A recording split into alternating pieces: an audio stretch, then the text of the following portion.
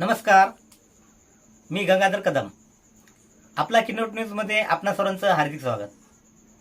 आपण पाहत आहात किनवट परिसरातील बातमी.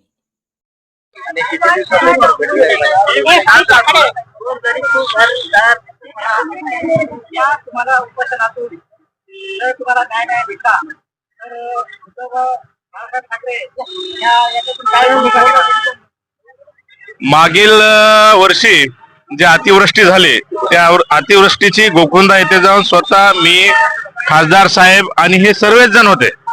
त्यावेळेस एवढी अतिवृष्टी झाली की यांच्या घरामधलं कुठलंच राशन पाणी शिल्लक राहिलं नव्हतं. ना कपडे यांच्या अंगावर होते, ना काहीच नव्हतं यांच्यापाशी शिल्लक. त्यावेळेस तहसीलदार साहेबांना खासदार साहेबांनी फोन लावला आणि तातडीची मदत द्यास विनंती केली होती. तरी पण या मुजर ग्रामपंचायतच्या काही ग्रामसेवक आणि जे कर्मचारी आहेत तहसील मधले, या मुजर लोकांच्या याच्यामुळे यांना ही मदत मिळू शकलेली नाही. आणि तातडीने ह्या 2-4 दिवसात अगर मदत नाही मिळाली तर शिवसेनेच्या वतीने तीव्र आंदोलन आम्ही छेडण्याचा इशारा देत आहोत.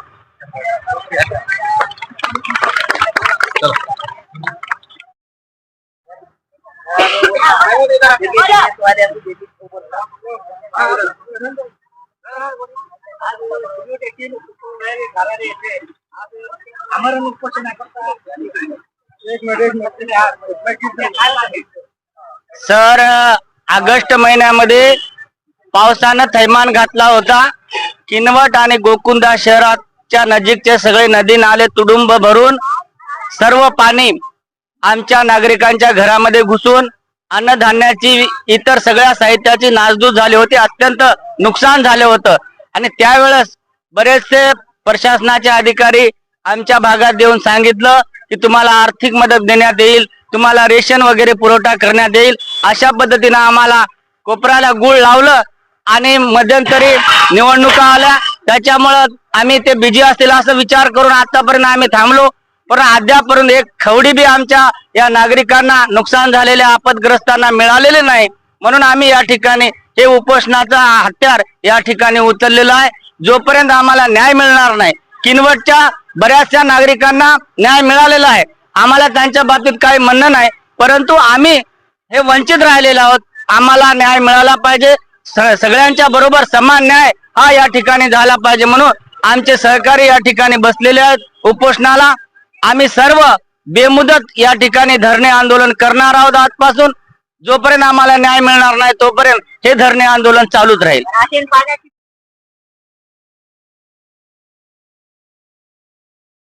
पत्र मार्क्सवादी कम्युनिस्ट पक्षाच्या वतीनं आणि बेमुदत धरणे आम्ही आजपासून इथं सुरू केलेलं आहे. गेली 4 महिने आम्हाला अद्याप कुठलीच मदत मिळाली नाही. तुम्ही पण आमच्या भागात आला होता, खासदार साहेब पण आले होते. आम्हाला रेशन देण्याचं आश्वासन तिथं खासदार साहेबांनी तुम्ही समोर दिले होते. ना रेशन ना आर्थिक मदत. आमच्या विनंती आहे की तातडीनं आमच्या समस्या सर्वे झाला, सर्व झालं, पण त्यांना मदत कशामुळे रुग्णता येते? हो, गरीब माणूस जाऊन पाहिजे आम्ही. मी